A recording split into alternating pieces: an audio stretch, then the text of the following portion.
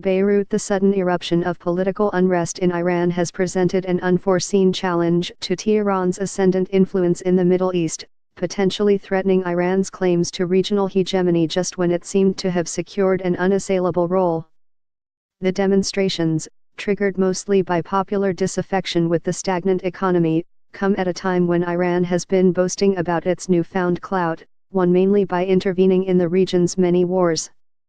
Iran's role as the Middle East's most consequential power has been cemented by its support for President Bashar al-Assad in Syria, for the Shiite militias in Iraq fighting the Islamic State, for the Houthi rebels in Yemen, and for the Hezbollah movement in Lebanon. But the interventions have been costly and, as the demonstrations have revealed, unpopular at least with some Iranians. No Gaza, no Lebanon, our lives for Iran, the crowds chanted at one of the first demonstrations, a reference to Iranian support for the Palestinian Hamas movement in Gaza and for Hezbollah in Lebanon. Leave Syria alone, think about us, and death to Hezbollah are among the other slogans.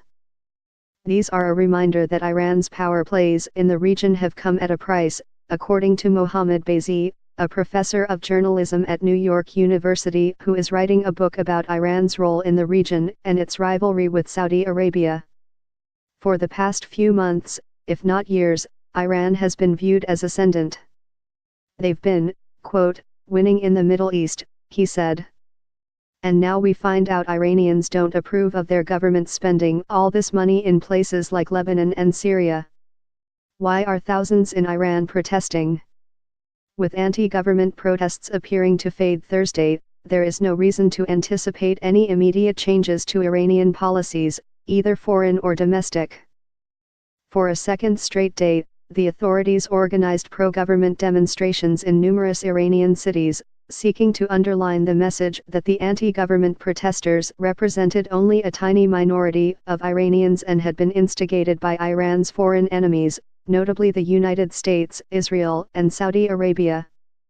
The spread of the anti-government protests over the past week nonetheless suggest a level of domestic unhappiness that calls into question whether Tehran's regional ambitions can be sustained, said Fawaz Gergs, professor of Middle East politics at the London School of Economics. Before the protests, you had this dominant narrative that Iran is unstoppable, Iran is undefeatable, Iran is as solid as a rock, he said. The protests have undermined the posture of the Islamic Republic in the region, as the unrivaled superpower.